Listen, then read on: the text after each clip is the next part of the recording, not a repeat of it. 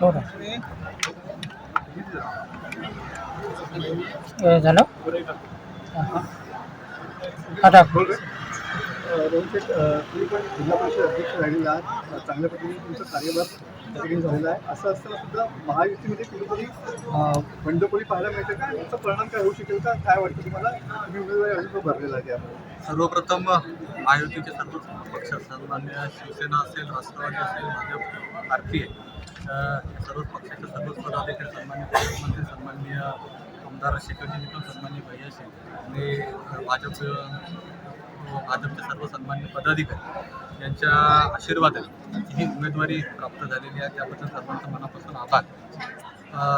राहिला प्रश्न की ही लढत देताना महायुती म्हणून लढत देतो आणि आमचा विजय हा निश्चित आहे.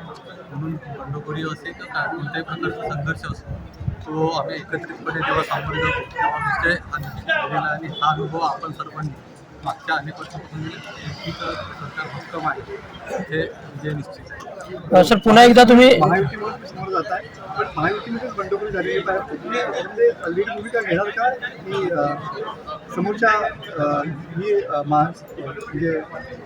माघार घेण्यासाठी तुम्ही पुढाकार घेणार का? नक्कीच समोरच्यांनी माघार घ्यावी अशी आमच्या सर्वांची इच्छा जरी असली तरी ती त्यांची इच्छा आहे की त्यांनी कोणत्या पद्धतीत सर्वांचा सन्मान ठेवायचा आहे तसा सन्मान ठेवतो असे मला पण ही मैत्रीपूर्ण लढत होईल कसं काय वाटतं तुम्हाला? कारण का एबी फॉर्ममध्ये सध्या संघर्ष सुरू असलेला पाहायला मिळतो. अजून तरी आम्हाला ह्याच्याविषयी खूप माहिती नाही. युनिफॉर्म मिळालेला आहे तो आम्ही सबमिट करू.